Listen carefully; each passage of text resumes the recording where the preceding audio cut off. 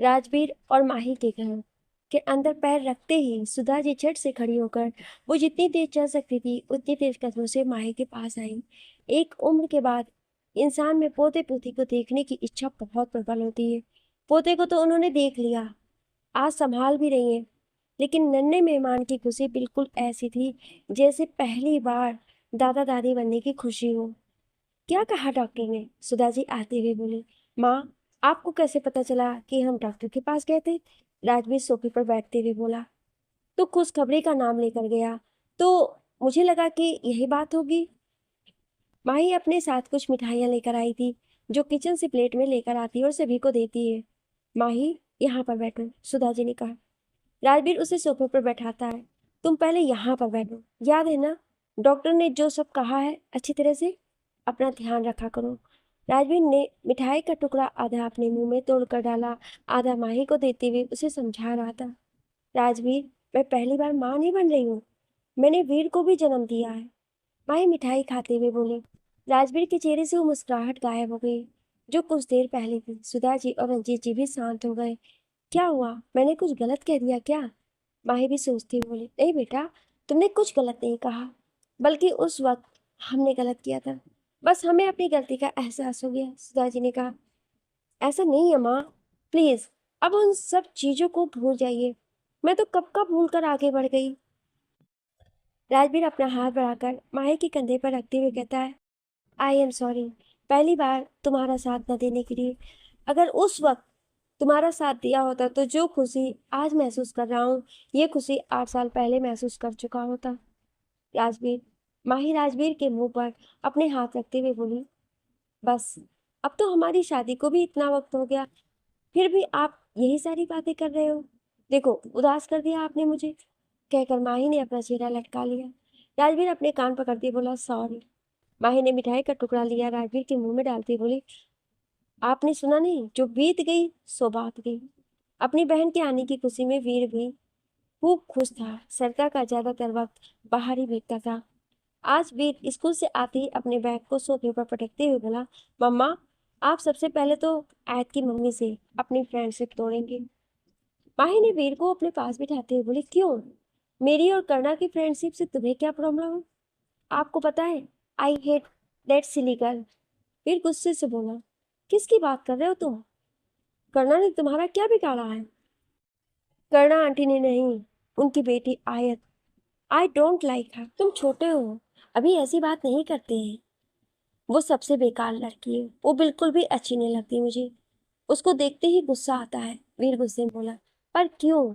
क्यों तुम्हें इतनी ज्यादा नाराज हो आयत से? वो कितनी प्यारी तो है।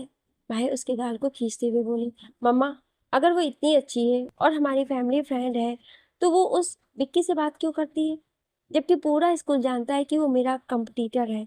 वीर सोफे से उठते हुए बोला, वीर, ये तो गलत है ना बेटा, वो तुम्हारा कंपटीटर है पर आयात का दोस्त है, उसकी अपनी पसंद होगी ना। माही फिर से उसे सोफे पर बिठाते हुए कहती है, no, she only wants to hurt me, इसलिए वो ऐसा करती है। बोलकर माही की बात सुने बिना वीर अपने कमरे में भाग गया।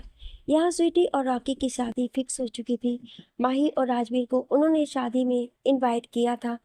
पूरे परिवार के साथ राजवीर और माही स्वीटी के साथ शामिल भी हुए। रॉकी ने देहरादून का पूरा बिजनेस काफी अच्छी तरह से संभाल लिया था। उस पर नजर रखने और काम को समझने के लिए राजवीर ने अपनी टीम को उसके पास रखा था। अब राजवीर था तो बिजनेसमैन अपना नुकसान नहीं होने दे सकता था। स्वीटी भी उसका साथ देती थी। घर में सुधा जी, रंजीत जी माही की पहली बार की प्रेगनेंसी की तो नहीं देख पाए थे, पर इस बार वो अपनी बहू के गर्भवती होने पर उसका पूरा ख्याल रखते थे। राजवीर ऑफिस के लिए जा रहा था। सुधा जी राजवीर से बोली, मैंने सोचा था कि सब कुछ ठीक हो से रहा तो माही की गोद भराई से पहले मैं आश्रम में दान करूंगी। ठीक है, आप पापा के साथ चली जाओगी या मैं भी चलूं? राजवीर उनके पास बैठ के बोला, तुम दोनों चलते तो अच्छा होता। और एक बात, बोलते बोलते चुप हो जाती है। सामने माही खड़ी थी। राजवीर माही को देखता है, फिर सुधा जी से कहता है, कहिए ना, क्यों रुक गई? सुधा जी माही को बैठने का इशारा करके कहती हैं, माही, अब तुम ऑफिस से छुट्टी ले लो, अब थोड़ा भाग दौड़ कम करो। यही कहने वाली थी, बाकी तुम दोनों की मर्जी। माही ने कुछ नहीं किया। राजवीर माही को ध्यान से देखता है, फिर सुधा जी से बोला, माँ हम आपस में एक बार डिस्कस करते हैं, फिर जो सही लगे, कहकर उसने माही को देखा। माही राजवीर को देख रही थी। राजवीर उसके हाथ पकड़कर उसके उठने की मदद करता है और दोनों ऑफिस के लिए निकल जाते हैं। रास्ते में माही ने कार साइड में पार्क करने को बोला। क्या हुआ? राजवीर गाड़ी पार्क करते हुए बोला, आप क्या चाहते हो, मैं छोड़ दूं नौकरी? माही राजवीर को ध्यान से देखते हुए कहती है। वो राजवीर के चेहरे को पढ़ने की कोशिश कर रही थी। मैं क्या चाहता हूँ यह भी मायने नहीं रखता। तुमने ये जॉब के लिए बहुत मेहनत की है, ये मैं जानता हूँ, इसलिए मैंने कभी उसे छोड़ने के लिए नहीं कहता हूँ। अब भी ये तुम्हारा फैसला होगा, और इससे अगर माँ नाराज हुई तो मैं जानता हूँ कि इसे कैसे संभालना है। तुम क्या चाहती हो ये ज़्यादा जरूरी है, तुम अपनी बात बताओ, बाकी मुझ पर छोड़ दो। राजवीर ने साफ साफ अपनी बात कह दी। माही को आज राजवीर पर गर्व हो रहा था। आज अपना या अपनी माँ का फैसला उसे थोपने से पहले उसने माही की बात भी सुनी। आज सुधा जी आश्रम आई थी अपने पूरे परिवार के साथ। सदा अपने चारों तरफ देखती है, मजबूर बेसहारा लोग, जिंदगी से जीतने की कोशिश करते हुए लोग, अपनों के प्यार को तरसते लोग। उसे आज अजीब सा महसूस हो रहा था। इन लोगों के दुख और अकेलेपन को देखकर उसे एहसास हो रहा था कि उसकी जिंदगी में ना तो दुख था और ना ही अकेलापन। फिर भी वो अपने आप को दुखी और अकेला महसूस करवा रही थी।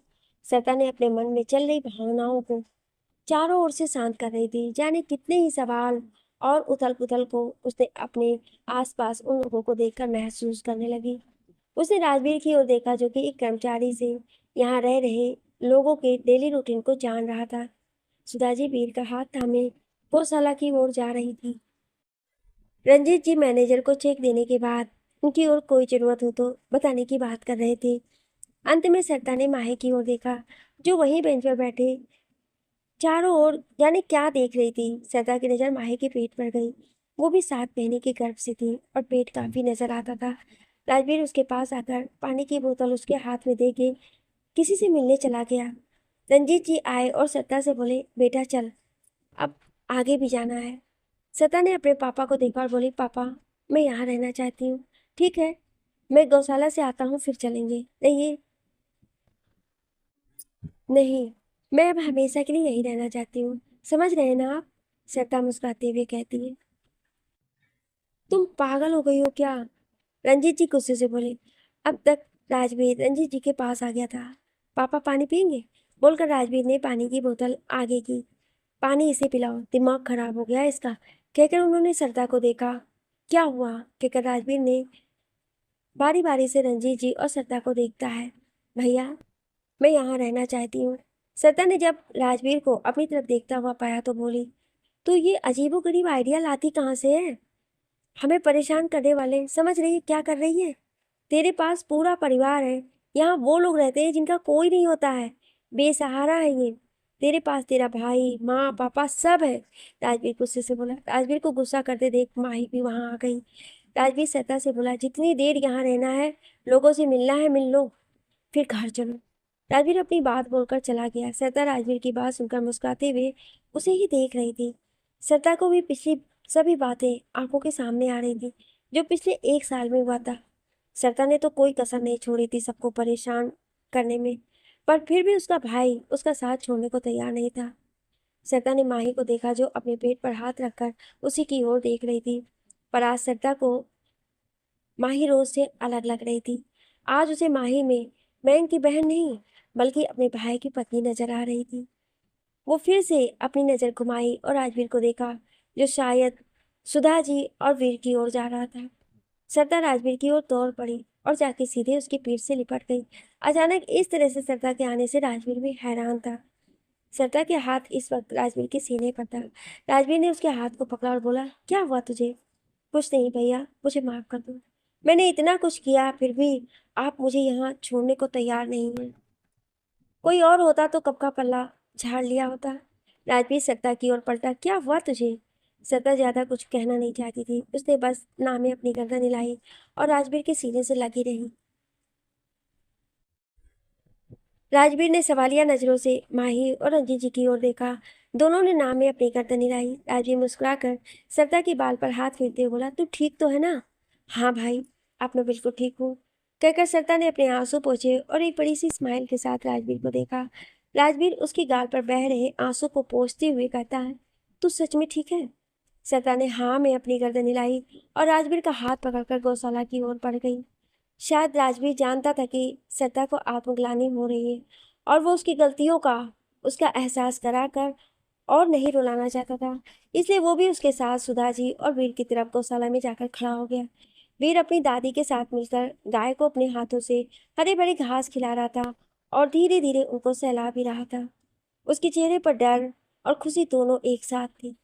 डर जो कि गाय के छोटे छोटे सींग को देख कर आ रहा था और खुशी उन्हें खाते हुए देख कर आ रहा था। उसने राजवीर को देखा तो राजवीर के पास दौड़कर जाते हुए बोला, हम हमेशा आएंगे ना डैडी? हाँ, आप जब कहोगे मैं आपको यहाँ पर लेकर आऊंगा। कहते हुए राजवीर ने वीर को अपनी गोद में उठाया। वीर अब 7 साल का हो गया था और अब राजवीर की गोद में बड़ी मुश्किल से आता था। अब तक माही और रंजीत जी भी गौशाला में आ चुके थे। राजवीर वीर को गोद से उतार कर माही के पास आ गया और उसके कंधे पर हाथ रखते हुए बोला, तुम्हें थोड़ी देर बैठ जाना चाहिए। माही जो काफी थकी हुई लग रही थी, हाँ में अपनी गर्दन हिलाती है। तब तक राजवीर ने एक कर्मचारियों की ओर देखा और कुर्सी मंगाई। वो दौड़कर एक कुर्सी लेकर आता है। माही उस कुर्सी पर बैठ जाती है। माही मुस्कुराकर अपने पूरे परिवार को अपनी आंखों के सामने हंसता खेलता देख रही थी। आज का पूरा दिन उनका यहीं पर बीता। यहाँ पर जब वो आए थे तब पूरा परिवार एक तरफ था और सरता एक तरफ, लेकिन आज जाते वक्त शायद सरता भी उस परिवार में शामिल थी। सभी आश्रम से लौट रहे थे। माही और राजवीर आगे बैठे हुए थे, जबकि बैक सीट पर सरता, सुधा जी और रंजीत जी भी थे। वीर कभी दादा, कभी दादी, तो कभी अपनी बुआ की गोद में जाकर बैठता। अभी वो आश्रम से निकलकर घर के रास्ते में ही थे जब माही के पेट में अचानक से दर्द शुरू हो गया। माही दर्द को बर्दाश्त नहीं कर पा रही थी और चलती हुई गाड़ी में उसे अजीब सा महसूस हो रहा था। राजवीर ने माही को बेचैन देखा तो अपनी गाड़ी को साइड में पार्क करता है। अपनी सीट बेल्ट खोलकर माही की तरफ घूमते हुए बोला, तुम ठीक हो? कहते हुए उसने उसके कंधे पर हाथ रखा और दूसरे हाथ से उसके चेहरे पर सहलाने लगा। मुझे हॉस्पिटल जाना है, मुझे बहुत दर्द हो रहा है। माही दर्द में बोली। बेटा, अभी तो 7वां महीना ही था। सुधा जी घबराती हुई बोली, मम्मी जी मैं ठीक हूँ, शायद लेबर पेन है। प्लीज राजवीर हॉस्पिटल की तरफ ले चलिए। माही ने अपने पेट पर हाथ रखा और अपने दर्द को बर्दाश्त करने के लिए अपने दोनों होठों को एक दूसरे में दबाकर बैठ गई। माही के दर्द ने राजवीर को जैसे बेचैन कर दिया। उसने झट से सीट बेल्ट लगाई और अपनी गाड़ी हॉस्पिटल की तरफ घुमा दी। एक हाथ से राजवीर अपनी कार की स्टीयरिंग व्हील को संभाला। राजवीर का दूसरा हाथ कभी माही के हाथ, तो कभी उसके कंधे, तो कभी उसके बालों को सहला रहा था। माही अपने दर्द में राजवीर को तड़पता देखकर मुस्कुरा रही थी। तुम हंस रही हो? राजवीर घबराते हुए ड्राइव करते हुए बोला। आप पर हंसी आ रही है, दर्द मुझे हो रहा है और ऐसा लग रहा है जैसे बेबी आपको होने वाला है। कहकर माही हंसने लगी। राजवीर को भी माही की बात पर हंसी आ गई। सरिता अपने भाई को देख रही थी। सच में राजवीर माही को बहुत चाहता था। सरिता की आंखें भर आई और मुस्कुराते हुए सिर्फ राजवीर की ओर देख रही थी। माही जब पहली बार माँ बनने वाली थी, सरिता की खुशी के लिए उसने अपने इस सुख को भी अपने से दूर कर दिया था। पिछले 7 सालों में सरिता को इस बात का एहसास आज तक कभी नहीं हुआ कि राजवीर ने सरिता को खुश रखने के लिए कितनी बड़ी कुर्बानी दी थी। पर इस वक्त अपने भाई को देखकर सरिता को समझ आ रहा था कि 7 साल पहले उसके भाई ने अपनी सबसे बड़ी खुशी सरिता के लिए अपने से दूर कर दी थी। सभी माही का ध्यान रख रहे थे, उससे बात करके उसके दर्द को मानो बांटने की कोशिश कर रहे थे। राजवीर ने फोन लगाया और अस्पताल में सब कुछ रेडी करने के लिए कहा। अस्पताल पहुंचते ही व्हील चेयर लेकर हॉस्पिटल का एक आदमी पार्किंग में खड़ा था। कार से उतरते ही राजवीर माही को व्हील चेयर पर बैठाकर खुद उसे लेकर अस्पताल की ओर बढ़ जाता है। डॉक्टर पूरी तैयारी कर चुके थे। माही को वार्ड में लिटाने के बाद पहले वो उसे चेक करते हैं। लेबर पेन है, डॉक्टर ने मुस्कुराकर माही को देखते हुए कहा। माही भी अपने पेट पर हाथ रखते हुए बोली, मुझे लगा ही था, बट डॉक्टर 7th मंथ है। डरने की कोई बात नहीं, इससे पहले वाली रिपोर्ट में हमने चेक किया था, बेबी हेल्दी है। तुम्हें भी दिक्कत नहीं होगी, बच्चे को भी नहीं होगा, बस थोड़ा सा ख्याल रखने की जरूरत पड़ेगी। राजवीर को अब जाकर राहत की सांस मिली जब डॉक्टर ने मुंह से उसने ये सुना कि दोनों ठीक हैं। डॉक्टर ओटी की ओर जाते हैं। नर्स इंजेक्शन लेकर माही की ओर बढ़ जाती है। कुछ देर बाद ओटी से माही की चीखने की आवाज बाहर आ रही थी। राजवीर बाहर यहाँ से वहां भटकते हुए अपने हाथ को एक दूसरे से मसल रहा था। माही की हर एक चीख मानो राजवीर के दिल को भेद रही थी। सुधा जी जब उसे इस तरह देखती है तो सुधा जी भी उसके सामने खड़ी हो गई। क्या हुआ तुझे? वो मुस्कुराते हुए कहती। माही की आवाज वो दर्द में है। ये दर्द उसने वीर के वक्त भी देखा होगा और हर माँ अपने बच्चे के जन्म के वक्त सहती है। उन्होंने भरोसा दिया। राजवीर ने हाँ में अपनी गर्दन हिलाई और अपनी माँ के गले लगा। सुधा जी उसकी पीठ को थपथपाकर बोली, तू चिंता मत कर। भगवान ने औरत को इतनी ताकत देता है कि इस दर्द को झेल लेती है। तभी बेबी की रोने की किलकारी आई और राजवीर झट से सुधा जी से अलग होते हुए बोला, माँ बेबी आ गया। सुधा जी हंसते हुए बोली, हाँ तेरा बेबी आ गया। सरता, वीर, रंजीत जी, सुधा जी, राजवीर सभी ओटी के दरवाजे को घेर कर खड़े हो गए। सभी को इंतजार था डॉक्टर बाहर बताए कि माही कैसी है और बच्चा लड़का है या लड़की। कुछ ही पल सिस्टर बाहर आई। उसके चेहरे पर एक मुस्कुराहट थी। माही कैसी है? सिस्टर को देखते ही राजवीर के मुंह से निकला, कैंगचुलेशन मिस्टर राजवीर, आपको बेटी हुआ है। सुधा जी झट से राजवीर के बाजू को पकड़कर अपना सर उसके हाथों में रख लेती हूँ। माही ठीक है ना? राजवीर ने फिर से कहा। दोनों ठीक है। पीछे से डॉक्टर बच्चे को गोद में लेकर आते हुए बोली। नीले रंग के कपड़े में गुलाबी गुलाबी बेबी को लपेटे हुए डॉक्टर खड़ी थी। राजवीर आगे बढ़ा और बेबी को हाथ में लेता है। उसकी आंखें खुशी से नम हो गई थी। घर वाले भी बेबी को देख रहे थे, जो कि अभी अपनी आंखें बंद किए रोए जा रहा था।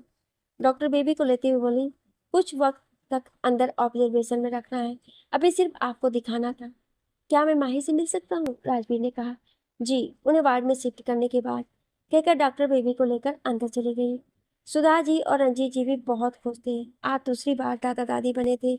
माही को वार्ड में जैसे ही डाला, राजवीर उसके वार्ड के पास जाकर खड़ा हो गया। नर्स जो कि माही को मॉनिटर कर रही थी बोली, आपके हस्बैंड आपको बहुत प्यार करते हैं। माही उसकी बात सुन मुस्कुराते हुए कहती, उनको अंदर बुला दीजिए ना।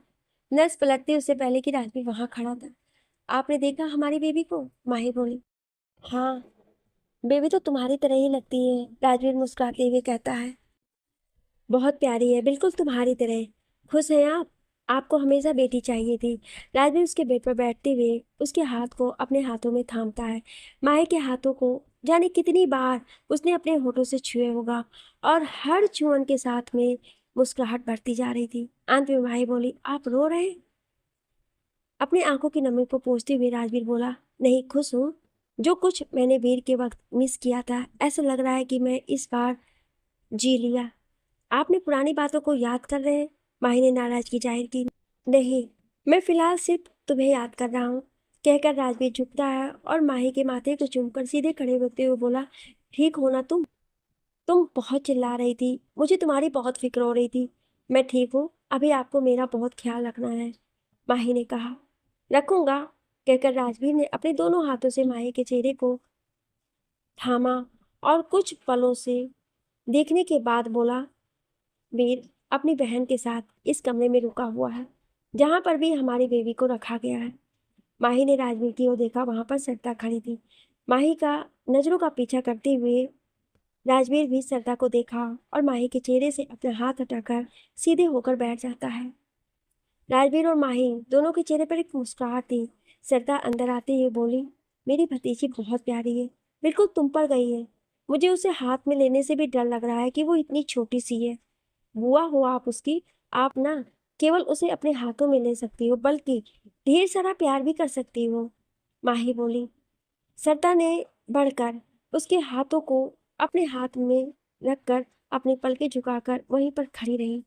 माही ध्यान से सरता के चेहरे को देख रही थी। आज इतने सालों में पहली बार सरता के चेहरे पर एक पॉजिटिव सी फीलिंग आई। आज पहली बार माही को सरता अच्छी लगी। माही अपने हाथों को पलटकर सरता के हाथों को पकड़ लेती है। दोनों के हाथ इस वक्त एक दूसरे के हाथों में थे। बिना कुछ कहे सारी बातें क्लियर हो गई थी। तभी वीर की आवाज आई और सभी दरवाजे की ओर देखते हैं, जहां इस वक्त वीर अंदर आ रहा था और उसके पीछे सुधा जी और रंजीत जी हैं। माँ, मेरी सिस्टर कितनी प्यारी है, आपको पता है वो एकदम पिंक कलर की है, वीर ने आते ही खुशी से उछलकर कहा। जब तुम हुए थे तब तुम भी ऐसे ही पिंक थे। माही वीर को अपनी तरफ बैठने का इशारा करते हैं। वीर कूद कर राजवीर की गोद में बैठता है और कहता है, फिर वो मेरी तरह बिग हो जाएगी ना? कुछ दिन हॉस्पिटल में रहने के बाद माही को घर लाया जाता है। माही के माँ पापा उससे मिलने आए थे। राजवीर माही को थोड़ा सा और कंफर्ट रखना चाहता था, इसलिए उसने जिद करके कुछ दिनों के लिए उन दोनों को अपने पास रखने के लिए कहा। माही के माँ बाप पर बच्चों के नामकरण तक उसके साथ रखने को तैयार हो जाते हैं, जबकि मयंक और शीतल अपने दोनों बच्चों के साथ माही से मिलकर वापस चले गए। राजवीर ने जैसा कि वादा किया, राजवीर माही का खूब ख्याल रखता था। कुलभूषण जी और शांति जी ने अपनी बेटी के शुरुआती दिनों में उसे उदास और परेशान देखा था, लेकिन आज उनकी बेटी कई ज्यादा खुश और संतुष्ट थी। आज माही के घर में उत्सव जैसा माहौल था। बच्चों के नामकरण की विधि के साथ ही एक छोटा सा पार्टी भी रखा गया था। मयंक और शीतल ने सारी जिम्मेदारी अपने ऊपर ले ली थी। सारी तैयारी वही दोनों कर रहे थे, और नाना नानी दादा दादी तो माही के बच्चों के ही आसपास रहते थे, और माही के आसपास रहने के लिए राजवीर था। लाल रंग की साड़ी पहने माही अपने बच्चे को गोद में लेकर आसन पर बैठी है। पंडित जी ने राजवीर को भी बैठने को कहा। बच्चे के तिलक लगाने के बाद जब नाम रखने की बारी आई तो माही ने सरदा की ओर देखा। सरदा हैरानी से माही को देख रही थी। माही बोली, मेरी माँ कहती है नाम रखने का हक बुआ का होता है। मैंने अपने दोनों भतीजा भतीजी का नाम रखा है। वीर के वक्त मैं तो आप नहीं थी, पर क्या इसका नाम आप रखेंगे? सता झट से अपनी जगह से उठकर माही के हाथ से बच्चे को लेकर उसके माथे को चूमा। फिर उसने कुछ पल के लिए राजवीर और माही को देखा और फिर बोली, वीरा, कैसा ये नाम है? बहुत अच्छा, वीर और वीरा। सरिता के बगल में बैठे हुए शीतल बोली। सभी इसी खुशी में खुश थे जब फिर से माही के कानों में आयात और वीर के झगड़ने की आवाज आई। वो पलट कर देखती है और फिर ना में अपनी गर्दन हिला देती है। भाई को इस तरह करता देखकर राजवीर कहता है, एक पल को दोनों बिना लड़े नहीं रह सकते हैं।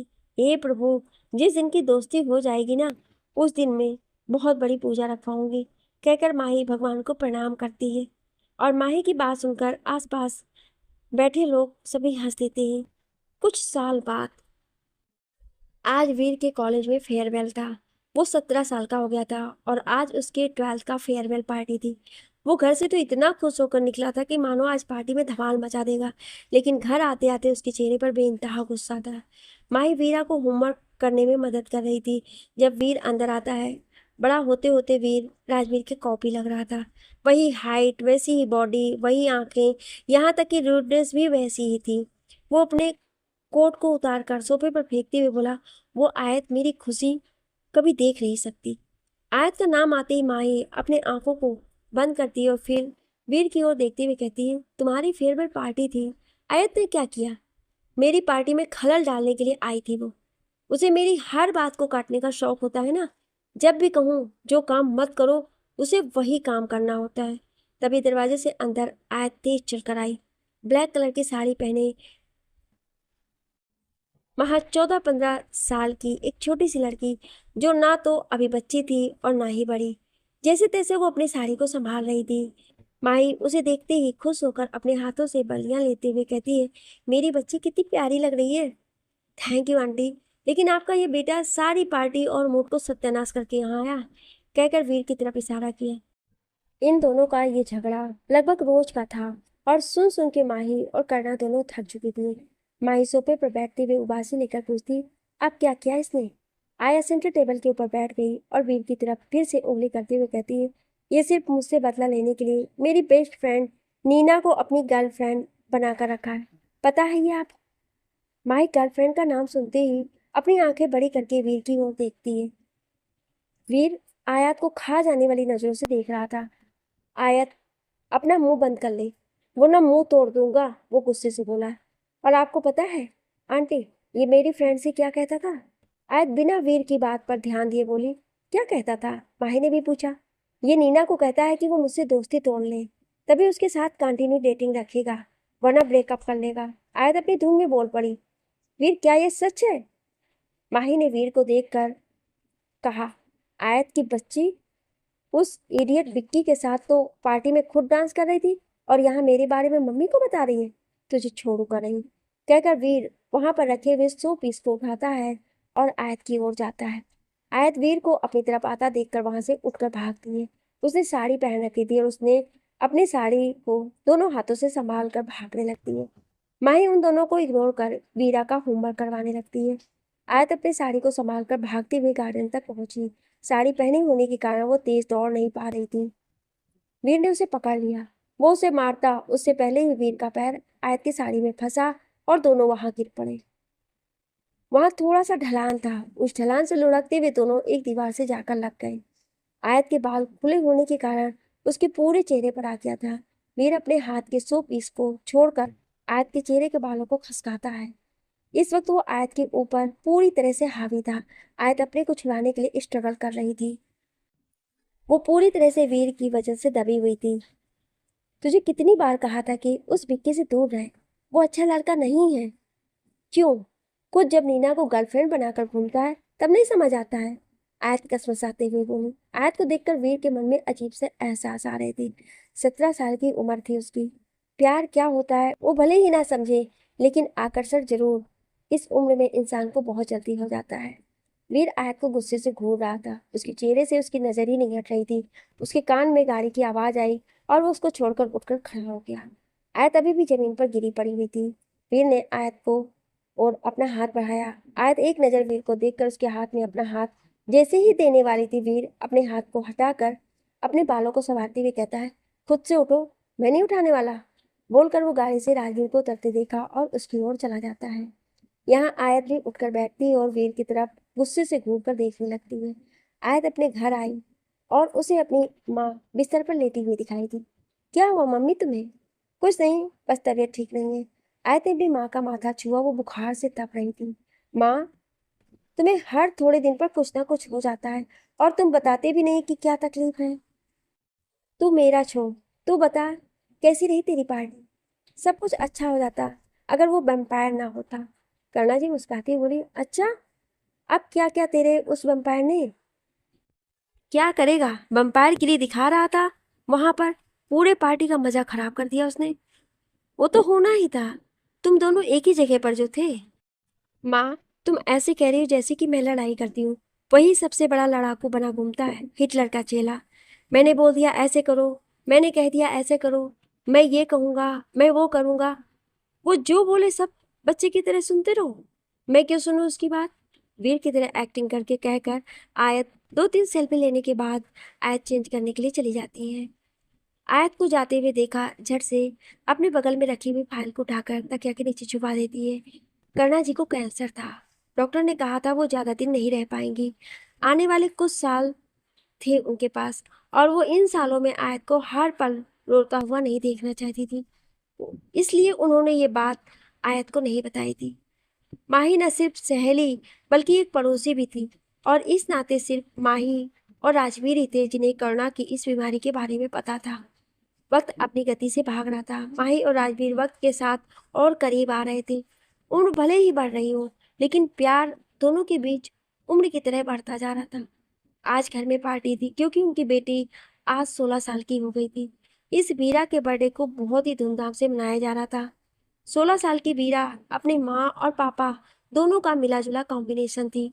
पिंक कलर की प्रिंसेस फ्रॉक पहने वो अपने दोस्तों के साथ अपनी मम्मी पापा के दिए हुए बर्थडे गिफ्ट्स को दिखाने में व्यस्त थी, जबकि उसका भाई वीर अब तक नहीं आया था। वो बार बार अपने फोन से अपने भाई को फोन लगा रही थी, पर वीर ना तो फोन उठा रहा था, ना ही कॉल बैक कर रहा था। मम्मा, अगर भाई नहीं आए तो मैं सच कहती हूँ, मैं उनसे कभी बात नहीं करूंगी। वीर इन दिनों अपने काम के सिलसिले में ज्यादा करके बाहर ही रहा करता था। उसने पिछले 2 सालों में राजवीर के बिजनेस में काफी अच्छी तरह से हाथ बटाना सीख लिया था।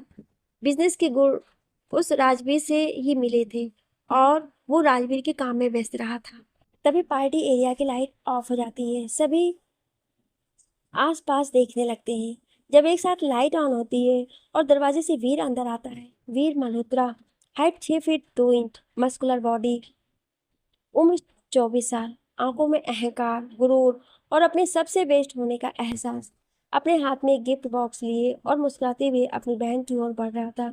इस वक्त उसकी मुस्कुराहट में भी एक अहंकार झलक रहा था।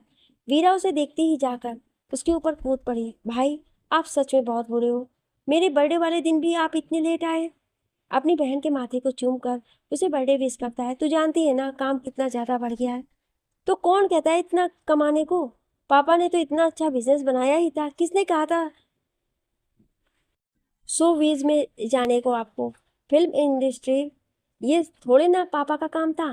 वीरा ने भाई से शिकायत की।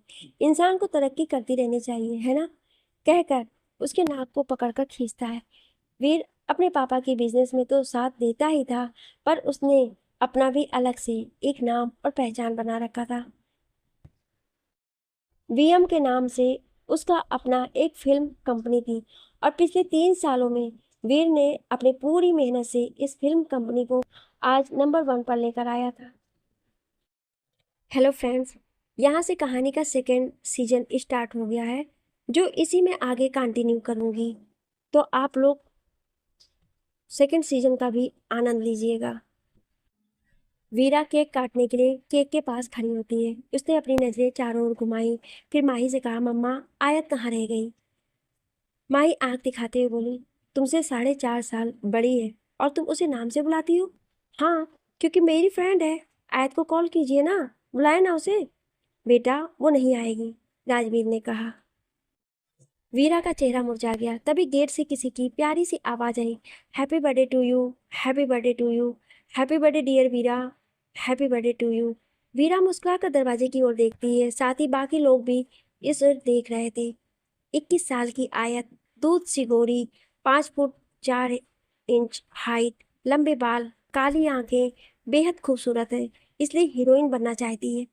ब्लू कलर की फ्लोर लेंथ अनारकली सूट पहने आयत अपने हाथ में फूलों का गुलदस्ता लिए अंदर आती है। आंखें मुरझाई हुई थी, लेकिन उसकी खूबसूरती यहाँ मौजूद लोगों से कहीं ज्यादा थी। उसकी सूजी आंखों को देखकर कोई भी कह सकता था कि शायद वो कुछ देर पहले तक रो रही थी। वीरा दौड़ कर आई और उसके गले लगाते हुए बोली, मुझे पता था तुम जरूर आओगी। आयत वीरा के गाल को चूमते हुए कहती है, जन्मदिन की ढेरों शुभकामनाएं मेरी प्रिंसेस को। वीरा उसका हाथ पकड़कर अपने बगल में खड़ा करती है और फिर केक काटती है। उसे सबसे पहले माही और राजवीर को केक खिलाया। माही उसे दादा दादी, नाना नानी को केक खिलाने के लिए कहती है। मयंक और शीतल इंडिया के बाहर सेटल हैं, और माही के माँ पापा कभी माही तो कभी मयंक के पास रहते हैं। अभी वीरा का जन्मदिन था, इसलिए वो इंडिया आए थे। इस तरह सभी को केक खिलाने के बाद आयत वीरा के पास आकर कहती है, देखो सिर्फ तुम्हारे लिए आई थी, अब जाती हूँ। थोड़ी देर रुक जाओ आयत प्लीज। वीरा प्लीज जाने दे। वीरा जानती थी आयत इस वक्त किस दौर से गुजर रही है। 2 महीने पहले उसकी मम्मी हॉस्पिटल में एडमिट थी। तब जाकर आयत को पता चला था कि उसकी मम्मी को कैंसर है। 1 महीने पहले ही उनका स्वर्गवास हो गया था। वीरा जानती थी आयत सिर्फ उसे जन्मदिन की बधाई देने कितनी मुश्किल से अपने आप को मजबूत करके आई होगी, इसलिए वो भी उसे जाने देती है। आज आयत पूरी तरह से अकेली हो गई थी। उसकी जिंदगी में उसकी माँ ही थी, उसकी दोस्त, उसके रिश्तेदार, सब कुछ वही थी। वक्त के साथ उसने खुद को संभालना सीखा। पढ़ाई चली रही थी, पर फिलहाल वो अपने कैरियर पर फोकस करना चाहती थी। उसे एक्ट्रेस बनना था, और ये उसका सपना बचपन से था। उसकी माँ भी शादी से पहले एक्ट्रेस थी। शादी के बाद उन्होंने एक्टिंग छोड़ दी थी। इस नाते आयत फिल्म इंडस्ट्रीज को थोड़ा बहुत जानती भी थी, लेकिन अपना स्ट्रगल सभी को करना होता है। आयत को यूं अकेले रहना राजवीर और माही को बिल्कुल पसंद नहीं आ रहा था। आयत को अपने पास रहने के लिए कहते तो भी तो आयत तैयार ना होती। राजवीर, हम आयत को अपने घर नहीं ला सकते क्या? इतनी प्यारी बच्ची है, वीर भी तो शादी के लिए लायक हो गया है। माही की बात को काटते हुए राजवीर कहता है, तुमने देखा है उन दोनों को किस तरह से लड़ते हैं एक दूसरे से? हाँ देखा है, पर एक बार बात करने में क्या जाता है? पर क्या तुम्हारा बेटा तुम्हारी बात मानेगा? राजवीर ने कहा। मैं जाकर उससे पूछती हूँ। माही वीर से मिलने के लिए जिम एरिया में आई। वीर अपने जिम में वर्कआउट कर रहा था जब माही अंदर आई। वीर, कुछ बात करनी है तुमसे, माही ने कहा। पंचिंग बैग पर अपने मुक्के से मारते हुए वीर बोला, यस मॉम, कहिए। मैंने तुम्हारे लिए एक लड़की देखी है। मैं चाहती हूँ तुम उससे शादी कर लो। वीर के हाथ अब पंच करना छोड़कर उसे पंचिंग बैग को पकड़े लेता है। वो पलटकर अपनी मॉम को देखती हुए बोला, मॉम, शादी? अभी इस उम्र में?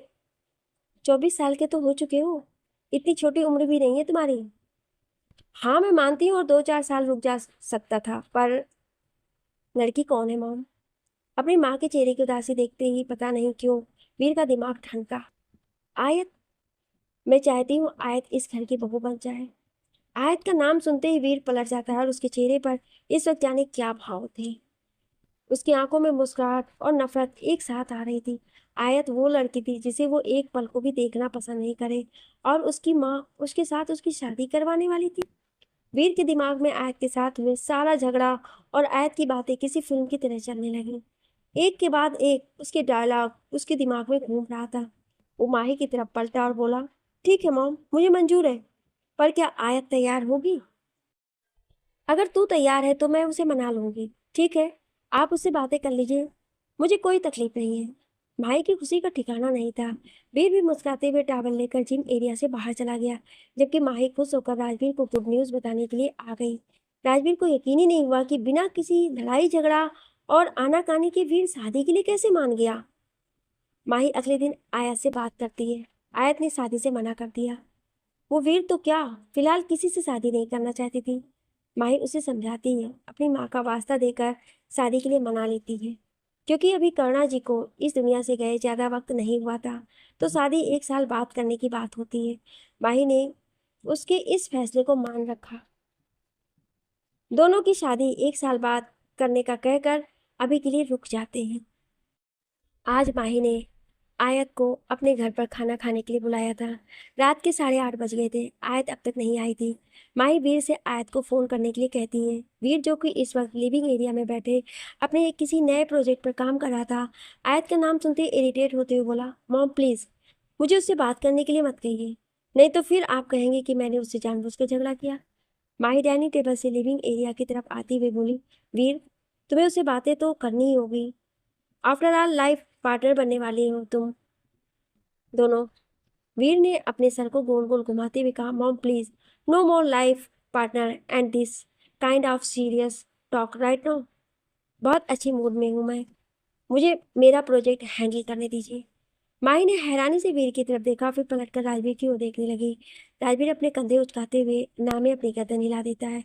बिल्कुल आपके जैसा गया है ये। माही तुरक कर बोली। राजवीर मुस्कुराकर उसकी तरफ देखते हुए बोला, मैं कहाँ तुमसे कभी ऐसी बात करता हूँ? मेरी आंखों में प्यार के अलावा कुछ और दिखता ही है क्या तुम्हें? माही अपने हाथ से अपने सर पर मारती हुई बोली, राजवीर, आप और आपकी चाशनी जैसी बातें, बाप चाशनी की दुकान और बेटा करेले का जूस। वीरा अपनी मॉम की हालत को देखकर हंसते हुए बोले, मुझे तो रहने नहीं देती हैं आप अपने पास, तुरंत हॉस्पिटल भेज देती हैं। मैं रहती हूँ आपके पास आपके साथ, आपकी बात सुनने के लिए। माही प्यार से उसके गाल पर हाथ फेरते हुए कहा, एक तू ही है मेरी सबसे प्यारी बच्ची, इन दोनों से तो मेरा सर ही दर्द होता है अब। राजवीर नाराज होते हुए बोला, नॉट फेयर माही, मेरा प्यार तुम्हें सरदर्द लगता है? माही ने राजवीर की ओर देखा और फिर मुस्कुराते हुए अपना हाथ बढ़ाकर बोली, सॉरी, गुस्सा आ रहा है मुझे वीर पर। अभी तो तुम्हें बहुत चिल्लाना है माही, अभी तो तुमने शुरुआत की है आयत के साथ उसके रिश्ते की। राजवीर ने अपने मन ही मन में बोला। राजवीर जानता था कि वीर ने अगर हाँ कहा है तो उसके दिमाग में कुछ चल रहा होगा। आफ्टर ऑल बेटा है उसका। स्वभाव से दोनों एक जैसे हैं। माही थोड़ी सी भोली है और दिल से समझती बातों को है, जबकि राजवीर दिमाग से चीज़ों को सोचता है। राजवीर दिल से बस सिर्फ माही के बारे में सोचता है। उसने अपने फ़ोन निकाला और आयत को कॉल लगा दिया। रिंग बजने के आवाज़ दरवाजे की तरफ से आई। माही और वीर दोनों सामने की तरफ देखते हैं। आयत अपने फ़ोन को हाथ में लिए अंदर की तरफ बढ़ रही थी। वीरा आयत को देखते ही उसकी तरफ दौड़ कर आई। आयत, कहाँ थी तुम? कब से भूख लगी है, मम्मा तुम्हारे बगैर हमें खाना भी नहीं देती हैं, कहकर आयत को गले से लगा लिया। आयत ने वीरा के गाल को खींचते हुए कहा, अब आ गई हूँ, 2 दिन का खाना एक दिन में खिलाती हूँ तुझे। वीर आयत की तरफ देखकर नामे अपनी गर्दन हिलाते हुए फुसफुसाया, ओवर एक्टिंग की दुकान। माही ने वीर से तो कहा, वीर चलो आ जाओ खाना खा लो। वीर अपनी भैंस को साइड में रखता है। बहुत लेट कर दिया तुमने बेटा। सुधा जी भी चेयर पर बैठे हुए बोली, दादी एक प्रोजेक्ट है, ऑडिशन की तैयारी कर रही थी। अच्छा, ये तो बहुत खुशी की बात है, पर जरूरी है तुम्हारा हीरोइन बनना? सुधा जी थोड़ी सी पुराने ख्यालों की थी। उन्हें पता था कि बचपन से ही आयत हीरोइन बनना चाहती थी। उन्हें ये हीरो हीरोइन वाले काम पसंद नहीं, पर वो मना इसलिए नहीं कर रही थी क्योंकि वो करुणा जी की जानती थी। वो भी एक जमाने में हीरोइन थी, लेकिन शादी के लिए उन्होंने अपने कैरियर को छोड़ दिया था और घर संभाल ली थी। सुधा जी भी यही सोचती थी कि आयत भी शादी के बाद ये सब छोड़कर घरेलू लड़की की तरह रहने लगेगी। दादी, आपको तो पता है ना, मैं हमेशा से एक्ट्रेस बनना चाहती थी, आयत ने मुस्कुराकर कहा। राजवीर अपनी माँ को देखता है, फिर आयत की तरफ देखते हुए बोला, कोई बात नहीं बेटा, तुम जो बनना चाहती हो हम तुम्हारे साथ रहेंगे। बाय द वे, कहाँ है तुम्हारा ऑडिशन? एक नया प्रोजेक्ट है वरुण कपूर का, वेब सीरीज है हॉरर थीम पर। वीर जो खाना खा रहा था, खाना खाते खाते उसके हाथ रुक गए। वरुण कपूर का प्रोजेक्ट? आज जिसकी बात कर रही थी उसी की फाइल्स को अभी वो भी चेक कर रहा था।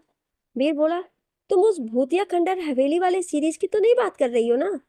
आयत की आंखों में चमक आ गई। वो खुश होते बोली, हाँ तुम्हें कैसे पता? क्योंकि वरुण कपूर ने मुझे भी इस प्रोजेक्ट में शामिल करने के लिए अप्रोच किया है। इनफैक्ट मैं अभी इसी के डॉक्यूमेंट और स्क्रिप्ट पढ़ रहा था। वीर भी उसे प्रोजेक्ट से जुड़ा है, ये जानते हैं आयत समझ गई कि अब उसे यहाँ पर काम नहीं मिलने वाला है। उसने झूठी मुस्कुराहट अपने चेहरे पर लाई और बोली, अच्छा, और अपने खाना खाने में व्यस्त हो गई। वीर आयत को देख रहा था, शायद समझ भी रहा था कि आयत क्या सोच रही है। खाना हो जाने के बाद माही वीर को आयत के घर छोड़ने के लिए कहती है। मॉम बगल में ही तो रहती है, वो चली जाएगी। वीर अपने कमरे की ओर बढ़ते हुए कहता है, वीर आयत का घर छोड़ कर आओ, माही ने साफ साफ वार्निंग देते हुए कहा। वीर गुस्से से आयत की तरफ देखा तो आयत खड़ी होकर बोली, आंटी मैं चली जाऊंगी, कहकर जैसे आगे बढ़ने लगी वीर उसके हाथ को पकड़कर खींचते हुए बोला, पहले बोल देती तो मुझे डांट नहीं सुनना पड़ता। आयत अपना हाथ खींचकर छुड़ाती है और आगे बढ़ जाती है। वीर उसके साथ साथ चलने लगता है। मल्होत्रा हाउस से निकलते ही फुटपाथ पर चलते ही वीर अपने पैंट के पॉकेट में हाथ डाले हुए उसके साथ चलते हुए आयत की तरफ देख कर कहता है, तुम्हें पता है ना उस वेब सीरीज का रोल कैसा है? हो पाएगा तुझसे? आयत वीर की ओर देखती है, मैं समझी नहीं तुम्हारा मतलब। बहुत बोल्ड सीन, बोल्ड ड्रेस है उसमें, हीरोइन को अल्ट्रा मॉडल बनाया दिखाया गया है। आर यू श्योर कि तुम्हारा फिगर वैसा है कि तुम ऐसे कपड़े पहन सको?